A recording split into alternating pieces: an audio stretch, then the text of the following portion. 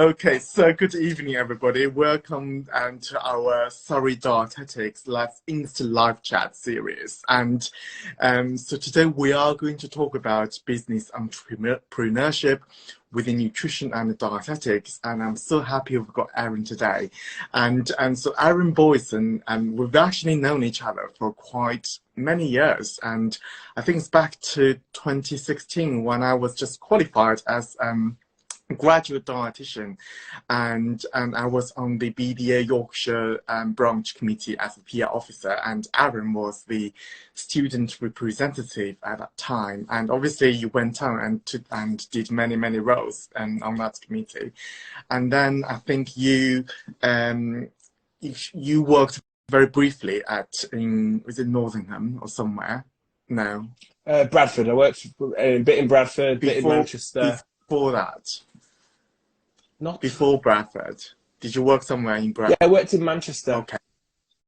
But then you worked there for a very short amount of time, and then you moved to Bradford Teaching Hospital, and you worked there for quite a few years' time. And now you are the CEO at Primary Care Dietitians, trying to improve accessibility to dietetics in primary care. So welcome, Aaron, to join us tonight for the live chat. Thank you so much for joining. And so obviously I have given a very short and brief introduction of yourself, but could you tell me or tell us a bit more about yourself? Yes. I mean, I'm obviously a dietitian by background. My day-to-day is sort of running Primary Care Dietitians with the help of our clinical lead Nusra, and also Suyin, who helps with the service management and supports the PCN that we support. But yeah, I mean, that's myself, my background. I've had obviously dietetic roles, worked in numerous different areas, but yeah, I think so that's what I'm doing currently. But, how much do you want to go into, Long? Like, I've done various different things. It's probably my extracurricular activities probably make me a little bit more interesting than just those sort of standard roles. So as a student dietitian, I started the Dietetics Digest podcast.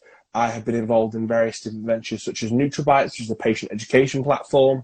And dietetics is actually my second career. So before that, I had a fairly entrepreneurial streak. So I did a lot of teaching English as a second language, running a school, with the help of my wife, and also teaching teaching myself. So I did quite a few other things. So yeah, sounds like you've done quite a lot, haven't you? And so obviously you started dietetics, same as me, at Leeds Beckett University. And when we qualified within 2019. And it's quite recent, actually, wasn't it, in 2019? And then since then, you said you've done a podcast. You are the creator and the host of your podcast called Dietetics Digest. And you just want to say, I didn't want to create it on my own. It wasn't like something that I wanted to do. In fact, way back when it first started, I actually got in contact with the BDA. I can probably say, they didn't say, don't say this, but I got in contact with the BDA and I was like, can I please do this podcast? And they kept me waiting for a good sort of week or 2 weeks or anything like that. Then they finally got back to me, and then they're like, I think the person from the board says, basically, she said, the board are just discussing various different things. If you want to start a podcast, I suggest you just do it by yourself, almost like, and then I went on my way and I did it by myself. So it just sort of, that's how it first started anyway. That's good. And I think what I'm getting at is obviously within this very short amount of time, you did a podcast, and then you also won the Digital Health Fellowship as well. Yeah, I got the top of Digital Health Fellowship too. I did that, yeah. Good. Yeah, and then you worked as a dietitian in Bradford, and then moved to specialising in critical care and respiratory. And then you are the CEO, and everything just finished. And obviously, you're also a director at NutriBytes as well, and which I think you guys organize events and sort of webinars and stuff like that. And it's just like within such a short amount of time, I just wondering, how did you do it? As in, like 3 years or 4 years, and many people will probably just move to band 6 level, and you've done so much stuff. How did you do that, and why do you do it? Probably slightly. Probably, I don't know. Maybe a little bit of delusion helps me a little bit. So it helps me to sort of push forward. But I think if I think about the steps that I've made and the various different things that I've done, it's always about sort of exploring and being interested in certain areas. And I would have to say it's everything sort of fallen into place. And particularly when I think about this thing, it's you might describe them as mentors in like the business and entrepreneurship world, but actually they were managers, they were other dietitians, they were people I looked for support who were doing freelance things, people I looked up to and asked for advice from.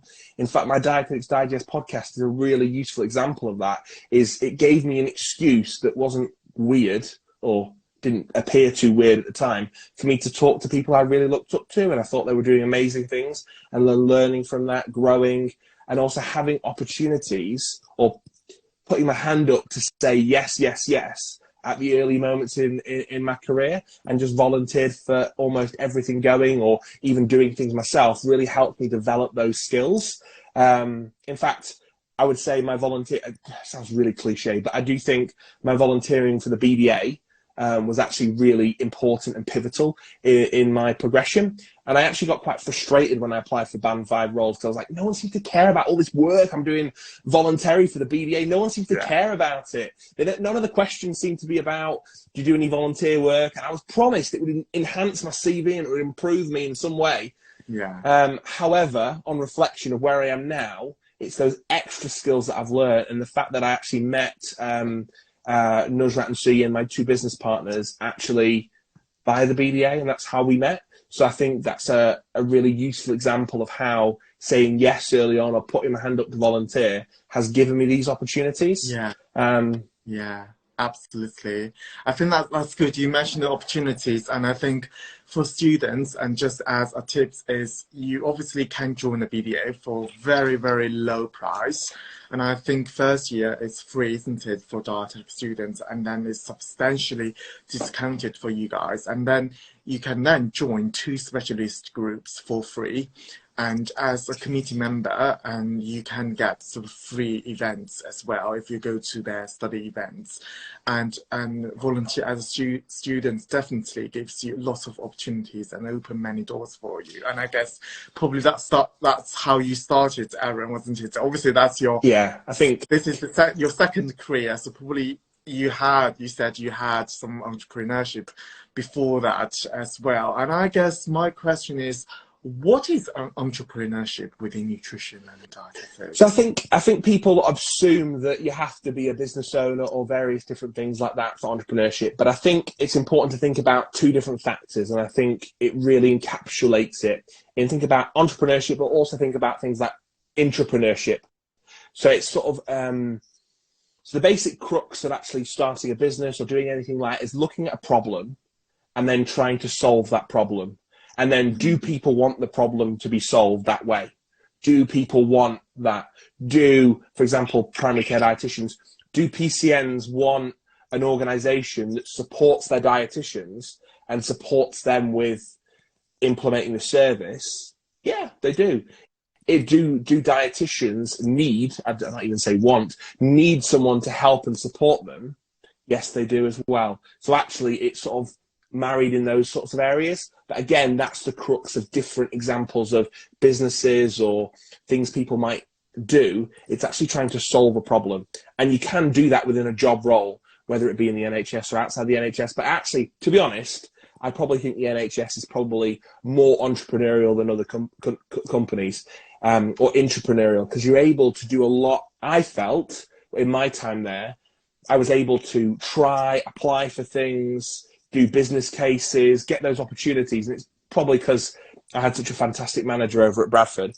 But yeah, actually try those things. And I was not successful a lot of the times, but the fact that I was able to do that was really, really helpful for me as well. So I do think I think the NHS is probably one of the better organisations for entrepreneurship.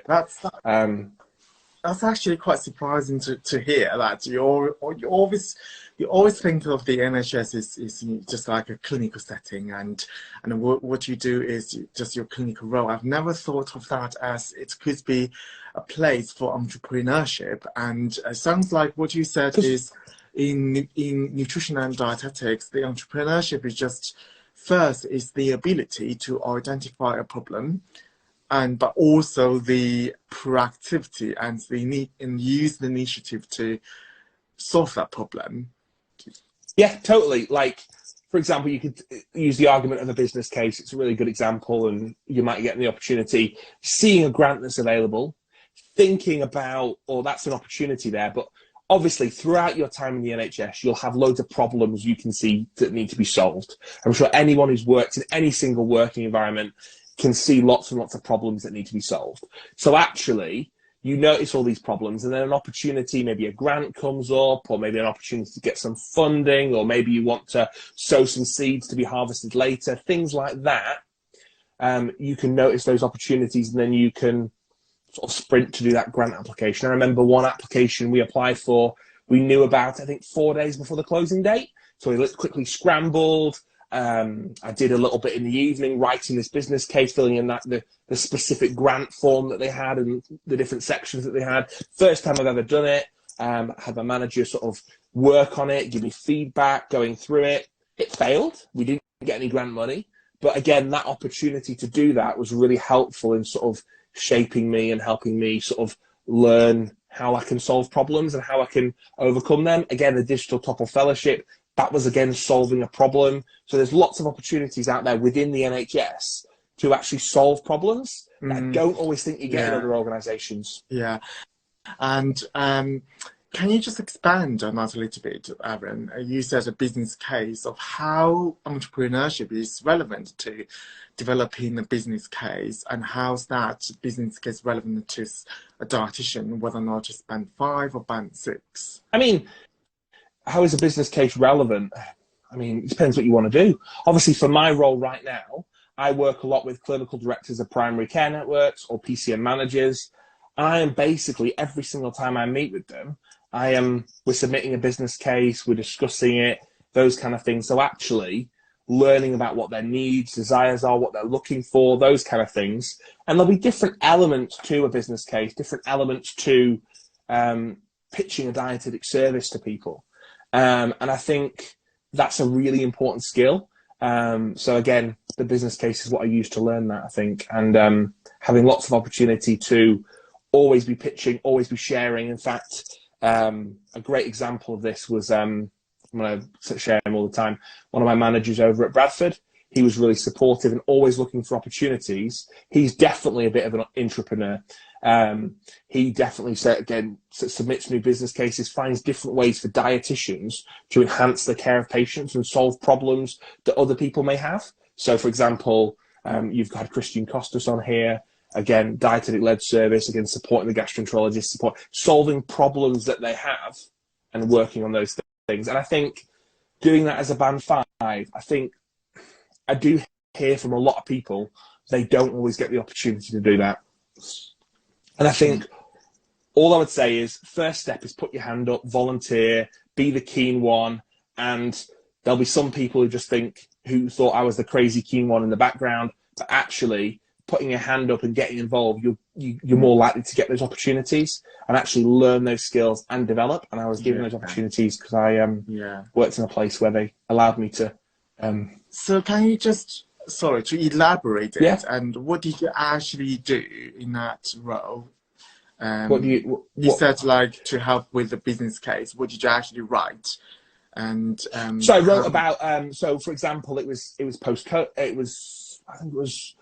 I can't remember the exact date, but we were writing a business case for a role of a COPD dietitian. So again, it was working in the area of respiratory. We wanted a dedicated COPD dietitian within the community supporting patients, ideally prior to diagnosis, so supporting them in reducing their lung function by helping to increase their BMI. And again, it's all those things about building relationships with the respiratory consultant, getting their support on it, sending it over them to review. So that's really the business case that I wrote. Yeah. And can have this kind of entrepreneurship help a band 5 progress to band 6? And if so, how? Or even progress from band 5 to band 6 to band 7 role? I don't think, if I'm perfectly honest, I don't think people look for it in a band 6 role. I genuinely don't think people care about it in a band 6 role. I think they want you to be specialist, they want you to be clinically competent. However, what we hear from dietitians in different areas, when I went to, I think I was talking about it with some dietitians I went to Espen with last year, and actually you reach a certain point and those skills become infinitely more important than your clinical skills. That ability to pitch a dietetic service, that ability to say, why should dietitians be involved in this, and be able to share that, is a lot more of that sort of band 7, band 8 role that a dietitian would have. And a lot of dietitians sort of raised to that, go to that level, they become really clinically competent as a band 5. They're amazing dietitians at a band 6. They become a band 7 dietitian, and then they have to learn that skill all from fresh. And I don't always think, from what I've heard from other people, my experience is completely different. I don't always think we do the best job at helping support dietitians in learning those skills and letting them fail at those skills earlier on. And any other examples you know, or yourself or your colleagues is a good example of having entrepreneurship, a good entrepreneurship? So I mean, so good entrepreneurship in dietetics, again, it's looking to solve a problem. So, for example, a lot of people think that the way a dietitian can own a business is by running, say, a private practice or a freelance business. That's how the dietitian model works. And that's a model that does work. It does work. It is a service that people want, and it does solve a problem. The problem is people want dietetic services. You know, just waiting lists are a bit too long for people, and they want a specific dietitian or their specialist knowledge or whatever. And that solves a problem. However, there are so many other problems within dietetics that need to be solved. For example, I'm working and advising a startup over in America, and it's a startup that's using machine learning technology, so using patient record notes and using algorithms to detect malnutrition before it even happens. So almost using those predictive algorithms to predict malnutrition, and then it brings up these questions. Do dietitians intervene on someone who, based on the algorithm, is more likely to become malnourished, and then we're actually able to prevent malnutrition at an earlier rate? And if you think about tools like Must and things, we use it all the time, and it's great. It's a useful tool. It's simple. It's easy. It can be trained to anyone who isn't a dietitian. But actually, as time goes on, and when we get all this data in the patient records, there's an argument for saying, can we include more of this data and use algorithms or machine learning to be able to detect malnutrition and be able to support those patients earlier and further prevent that? So that's one idea that a dietitian could solve, but also areas such as enhanced monitoring of patients. How do we monitor patients using digital tools to be able to do that and be able to support those patients? So it could be things like related to gastro symptoms. There are great entrepreneurial things out there, great things done by other dietitians. Again, there's so many problems, and it's our job to look and solve them. I think if you think about the role of a care dietitian, a lot be made more efficient by certain algorithms, certain things to help support the dietitian, and then possibly help the dietitian to support more patients. Yeah, definitely. And I think lots of things I think have sort of emphasized on the ability to identify a problem, but then also actively trying to look for solutions, isn't it? And I think that's also probably can be, say a band 6 dietitian, a band 5 dietitian who's doing a lot of clinical work, but obviously they can identify some areas for improvement in their area. And I think what they can, from an entrepreneurship point of view, is yes, they now know there's a problem. But I think what they really need to do is how they move on to address that problem. And I think sometimes that can create opportunities. For example, that the solution could be a brand new post to address a certain area, and that post can be either a band 6 or band 7, which is currently higher than your grade. But what you can do, or the dietitian can do, is really to gather data, for example, and coming up with an audit, and use that audit to then do a service improvement project, for example, and then to prove that having a dietitian in that new role would address certain problem, would actually improve patient care or save a lot of money, mainly save a lot of money and improve patient care. And I think that's probably is one way that the dietitian can progress to a new role or even a higher band. Would you agree? Totally, yeah. I mean, definitely. I can think of so many examples where that's happened, and amazing roles have been created, really innovative roles have been created. I've interviewed quite a few of them on my podcast, actually. And I think it really is interesting how they see the problem, how they address it, and using some of the guidance from the NHS, like the AHP's into action guidance around possibly expanding the scope of dietitians. Could we get a dietitian doing dysphagia assessments? Could we get a dietitian placing nasogastric feeding tubes? How does that affect patient care at the end of the day? It improves nutritional outcomes, improves I'm going to be honest, importance on the ward. Like if you're placing an NG tube, people think you're way more important than if you just calculate a regime. I'm going to be honest with you, they do, because it's a skill that many other healthcare professionals will look up to and think you'll become more skilled at it. And then other things, such as reducing things like chest x-rays in other areas, can be actually really, really helpful in sort of, again, proving our worth. I also think you don't always... Obviously, you can write business cases and talk about it, but there's so many things that come out later that you start to realise, actually, that's the impact a dietitian can have in that area. And I think we are such a skilled profession, and I don't think every one of our abilities is always tapped into to its fullest potential within systems like the NHS. Yeah, and you did say that you feel like the NHS is actually a good... Which is a good business. Oh, totally. I can't think of any others off the top of my head that has the support systems, has fellowships that are available. Like you can do a Topple Digital Health Fellowship, you can do a Public Health Fellowship, you can do the Clinical Entrepreneurship Programme as part of the NHS. You can even do it. In fact, you can even do that program as a dietetics student, and you can attend those events on a Saturday, on a weekend, learn from other people, discuss these things. If it's something you're interested in, there's so many opportunities within the NHS to grow and expand. How could the dietetics students find those opportunities? You said, they could attend. Just go. I mean, they could. Couldn't they? Yeah. So the Clinical Entrepreneurship Programme, for example, dietetics student, you would go onto the Clinical Entrepreneurship Programme and you would just apply for the thing. I think the opening comes down around October time. You apply, you fill in the application, you record your 1-minute video where you pitch to them why you should be on the programme. And then you get the opportunity to meet all these people, all these different healthcare professionals, including dietitians. There are dietitians not just myself, that go, all these different healthcare professionals from around the country. And what I have noticed is it's almost like everyone's on an equal footing. Like you'll talk to a midwife, you'll talk to a nurse, you'll talk to a consultant, you'll talk to a surgeon, and everyone's really collaborative and everyone's really supportive. But also you've again got those fellowship things. Now the fellowships often have banding requirements, so you can only do them at band 5 or band 6. So that's sometimes a bit of a hurdling block. But definitely look for them, find them, share them. Those kind of, I definitely think it's really useful. What kind of band? What fellowship is for band 5? Then? So the Top of the Health Fellowship was actually is available for band 5 and above. And what's that? The public.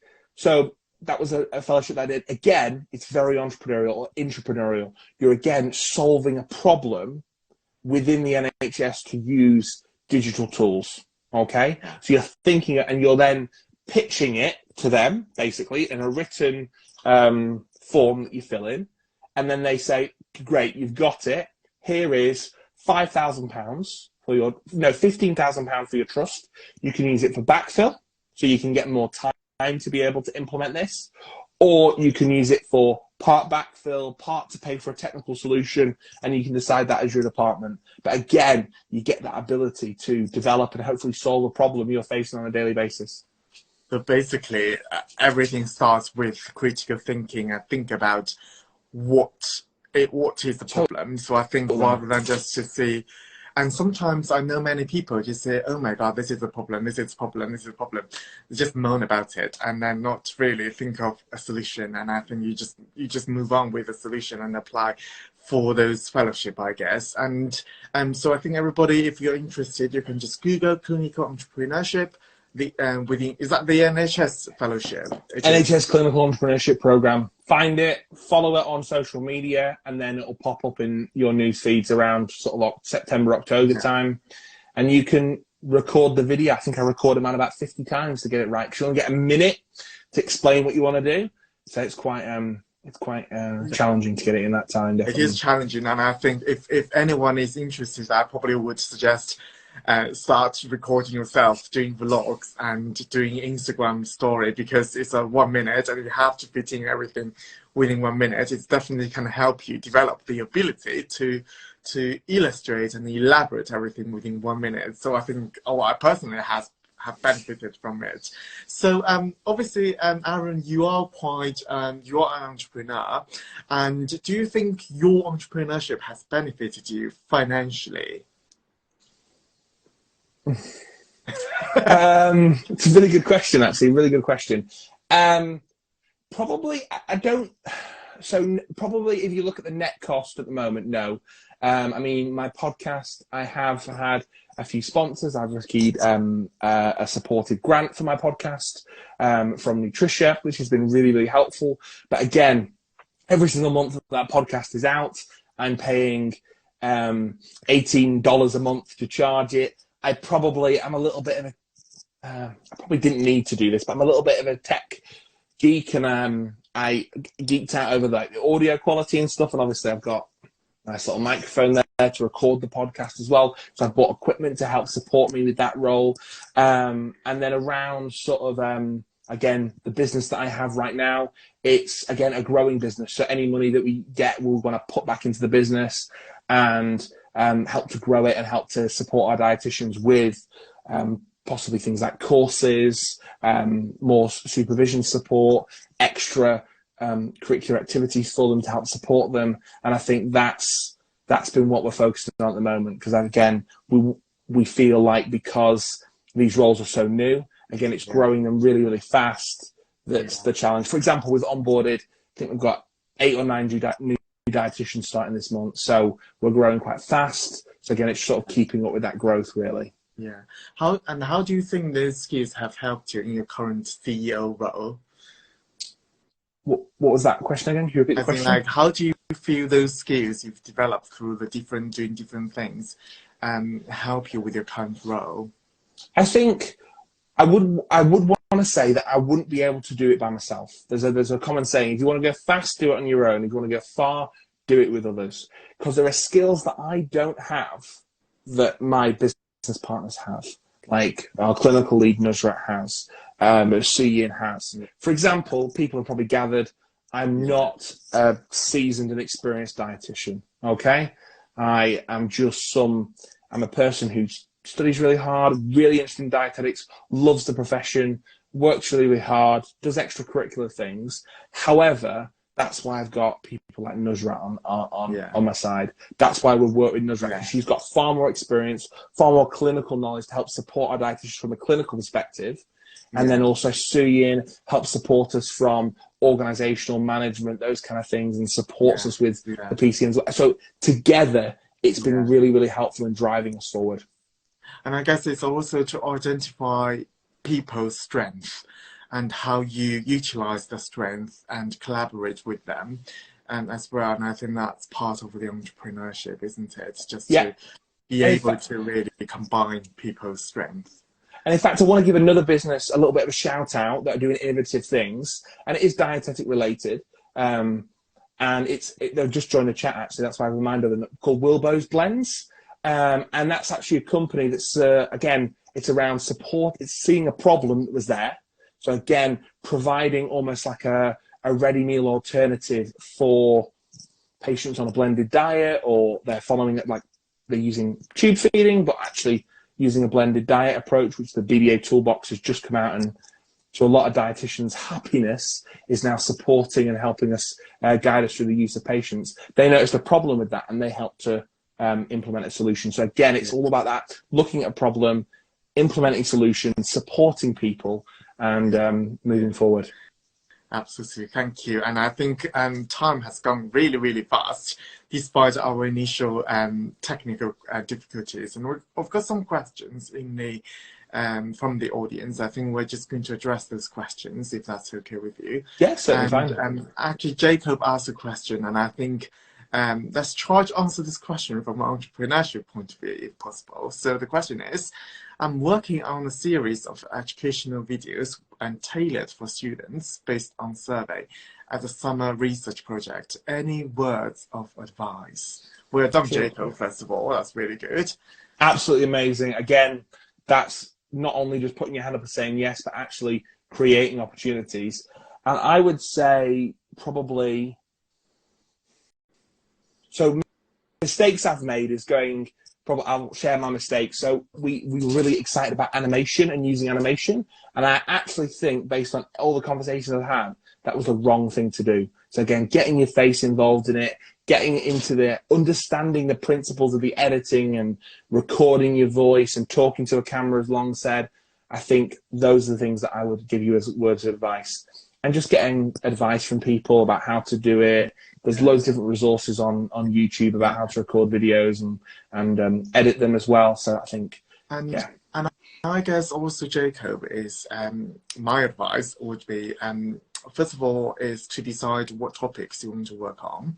You probably have already based on your survey, and looking at the BDA and see if they have any specialist group for that specific topic, and then reach out and then see whether or not they would like to collaborate with you for that educational video.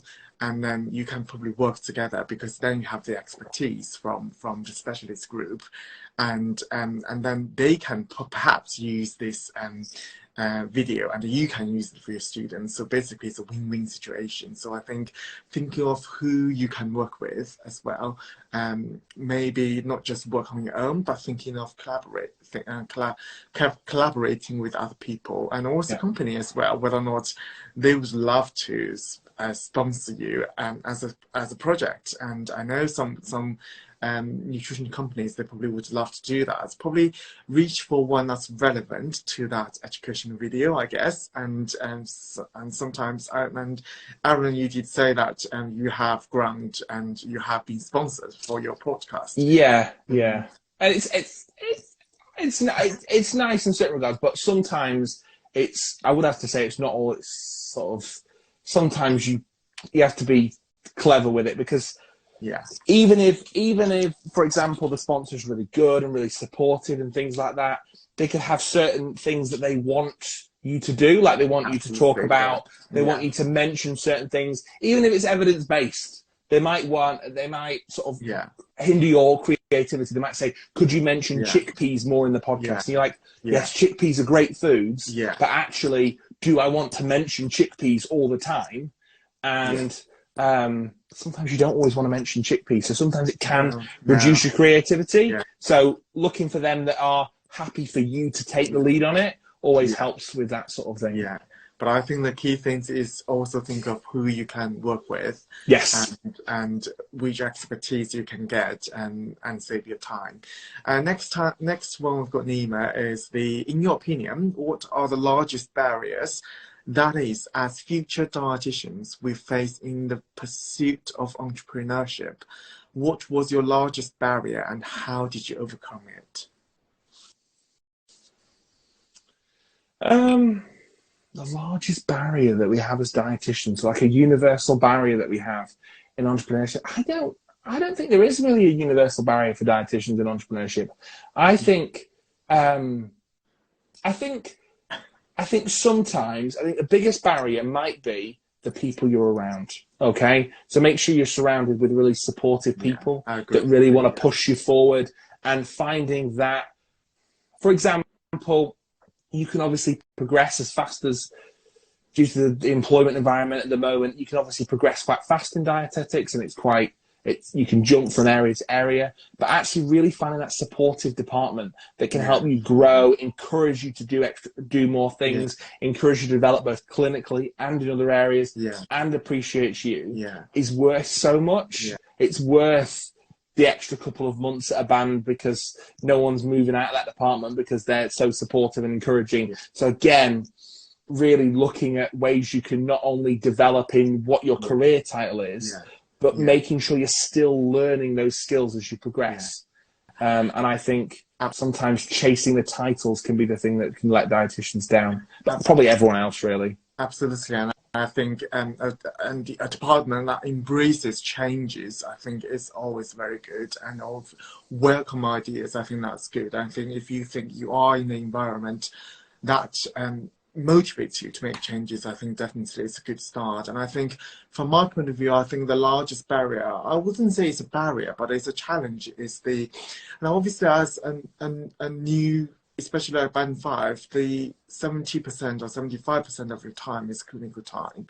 And sometimes you might feel that you spend all your time seeing patients and just covering your caseload. And then many dietitians might find it challenging to actually undertake any audits or service improvement. And I think that could be a challenge. And I think that's definitely, in terms of entrepreneurship, is even if you have identified the problem, you need the time to explore that problem and to sort of audit and to identify the possible ways to address it. And I think it's definitely, you need to discuss with your line manager and your colleagues of making the time to actually do that, because I think if you just stayed at identifying problem and not moving forward, that's not good. So I think as I think Aaron has repeatedly said, you need to implement.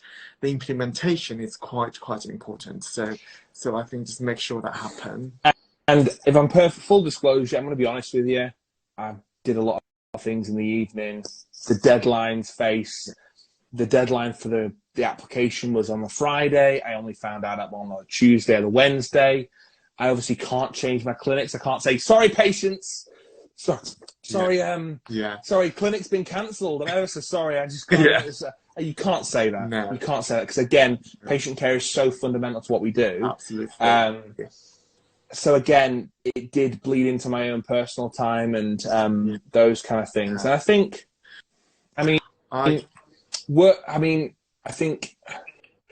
I do think it's one of the side effects and one of the problems with even being an intrapreneur compared to being an entrepreneur. You see these problems, whether you're working in the NHS or outside the NHS in your own business, you see these problems, you want to solve them. And it, not to sound cliche, it burns inside you so much that you just need to try to get this problem solved. And that is when you know you've got that tendency to be entrepreneurial or intrapreneurial, that you really want to try and solve that problem. And I do think a lot of dietitians are, and you'll know the dietitians when you see them. You'll be like, oh yeah, you're a like-minded person. You'll want to be drawn to them. So find them and work with them. They're fantastic. But again, it's balancing it too, and making sure you're making time for other things as well. I personally think offering the time to do audit and service improvements should be part of the job. Yes, definitely, as in protected time to do that. And but anyway, that's another story. And now, is the clinical entrepreneurship? I think you've mentioned students can apply as well. Yeah. I'm pretty sure that students can apply. Healthcare students. So make sure you clarify you're a healthcare student. You can apply for it. It's a really good opportunity to meet other people, talk to people who are really geniuses in various different areas. You learn. So, for example, the last one I went to was about regulation. So learning all about regulation and how to get a product approved for use within the UK, EU, or United States, what kind of hurdles you have to go through, what kind of support you might need, what kind of money you might need to be able to do that. And also having the opportunity there's lots of opportunities to pitch your ideas, to stand up in front of everybody and pitch to everyone your ideas so people can hear you, and you can have that experience of pitching to a large group of healthcare professionals, from the surgeons, the consultants, the clinical scientists all the way down to a porter or a healthcare assistant. That sort of wide range of sort of the. Can international students apply for it, as in international students studying in the UK? I'd probably check their website. I think their policies try to be as. They are probably the most liberal program that I've ever met in regards to who they accept in, and it's expanding every single day. So it's a really good opportunity anyway. And I know they are very keen on international medical students. So I'd look on their website, send an email to the person, and just see whether you can. Yeah. Are they studying in the UK? Yeah. I can't see why not. Basically, our students. Yes, I can't see why not. Yeah, totally. I probably wouldn't even say I'm an international student. I don't think that makes any difference. You're a healthcare student in the UK studying. Yeah. They don't check any. Did check though, because I think whether or not there's a visa requirement. It's not employed, so you don't get paid. There's no payment. That's good. So there's no pay or exchange of money. That's probably why it makes it so easy. That is a shame. Yeah, he did say on one of the webinars, they have webinars about applications beforehand, so it's a really good thing to attend. He did say that somebody had quit their job, left everything, arrived on the first day, and said, "Okay, I'm ready to start the clinical entrepreneurship program." And so it's not paid. It's in your own free time. They have stuff during the week. Yeah. They have stuff at the weekends. It's all online and it's recorded as well. So it's Thank you so much. And people have been really, really appreciate your advice, Aaron, in the comment, in the chat, I can see. And hopefully everybody, you found this chat helpful. And obviously entrepreneurship is such a massive topic, and we only discuss it quite briefly today, but I hope that has inspired you slightly from the way that how you think of entrepreneurship. It's not, setting up a business, or it's not just about, setting up a private practice. It's way beyond than that. And I think everybody can do that, or everybody can do elements of can be an entrepreneur from different angle. So thank you so much, Aaron, for joining us today. How can people find you on social media? My social media is usually Aaron Boysen. So, if you search me, Aaron Boysen, on Google, my social media profiles will come up. You'll find me on Twitter and stuff. Dietetics Digest, they also come up as well. My email's basically plastered everywhere, it feels like.